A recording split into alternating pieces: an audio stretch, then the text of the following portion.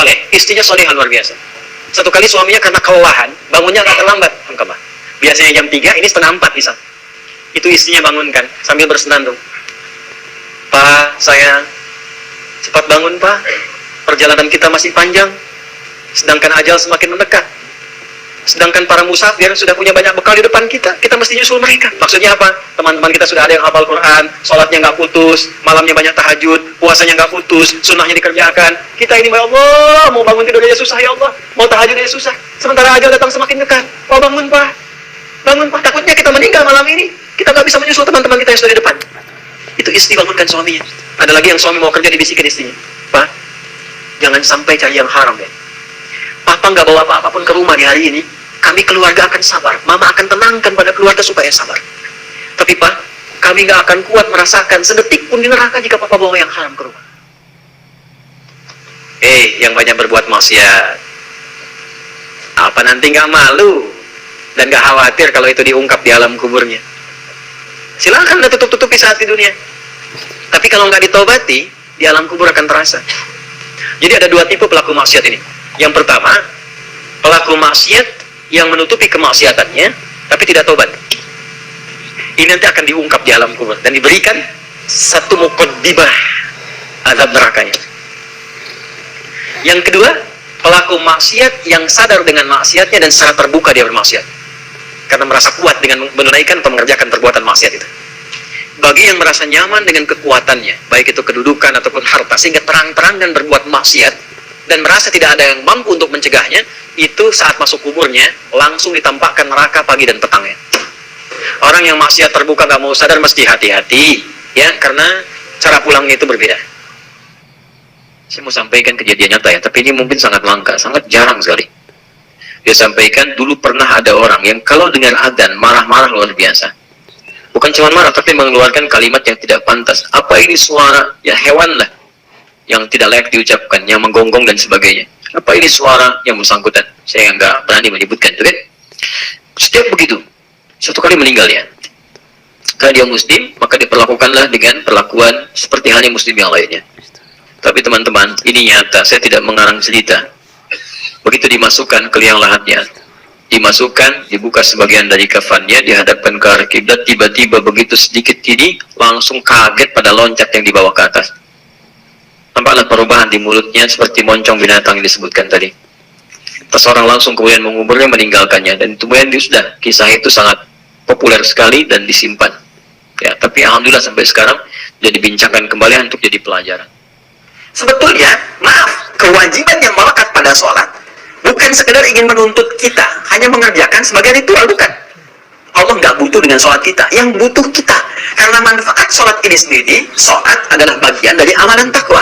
Ketika takwa yang dikerjakan, ya naik takwanya, maka potensi ini akan mulai menutup sifat-sifat fujurnya. Fujur ini kan kumpulan nilai-nilai yang tadi, yang negatif tadi, ya, yang cenderung membawa pada nilai-nilai keburukan. Nah, kalau takwanya naik, ininya ketutup. Di antara amalan takwa itu sholat. Semakin orang sholatnya benar, semakin meningkat, maka sifat-sifat buruk ini mulai terkoreksi, tertutup. Makanya saya sering katakan, orang kalau sholat benar aja sholatnya, maka sudah, pasti orang baik. Itulah sebabnya dalam Islam, dari sejak anak begini itu yang dituntut sholatnya. Kalau sholatnya sudah benar, dewasanya pasti jadi orang baik. Demi Allah saya katakan, orang benar sholat aja, nggak mungkin korupsi. Nggak ada pelaku kriminal, kalau sholatnya benar. Kalau orang benar itu udah kelihatan auranya lain, beda. Bagaimana agar ayat-ayat yang dihafalkan bisa menjadi petunjuk bagi saya menerapkannya dalam kehidupan kami sehari-hari? Ya tinggal diamalkan. Ya, diamalkan. Dengan cara apa? Dengan cara memahami. Ya, dengan cara melihat terjemahan makna apa yang sedang dihafalkan itu. Kemudian sambil Anda menghafal, kan ada yang pernah saya sampaikan, dia terjemahannya. Insya Allah kalau menghafalnya benar, seperti kita menghafal Al-Fatihah, dan kita tahu keumuman maknanya, kita coba praktekkan semampu kita, yang kira-kira apa yang bisa kita kerjakan dengan ayat itu.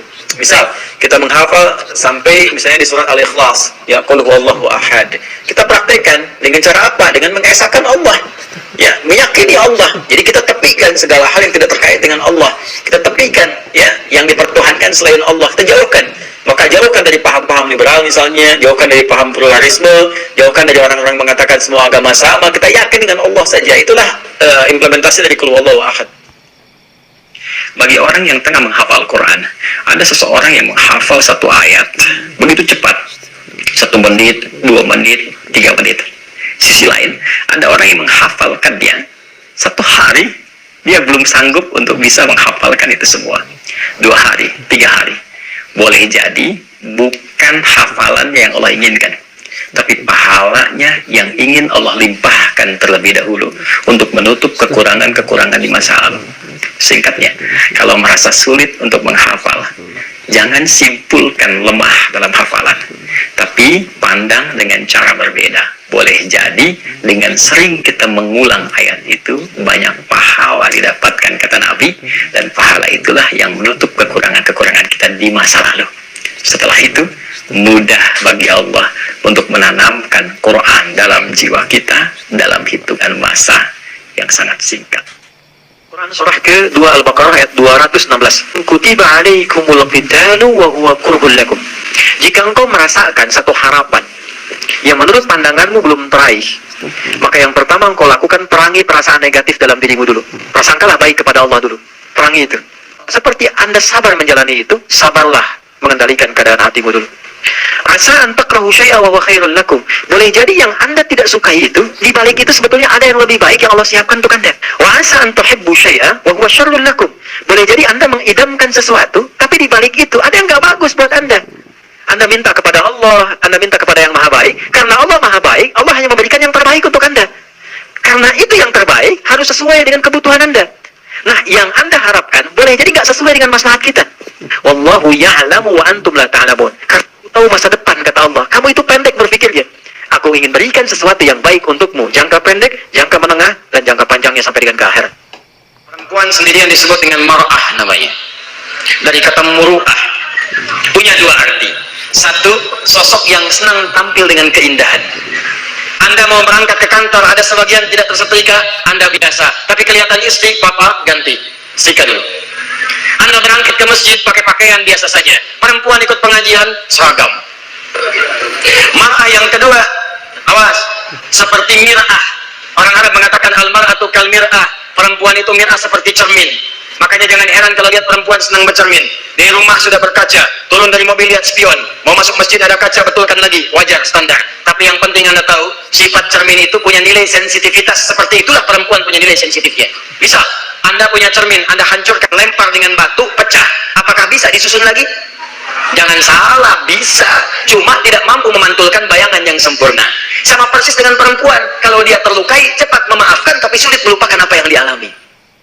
Tapi kalau Anda ingin menyebut satu nama yang dengan itu semua masalah Anda tuntas, sebut Allah.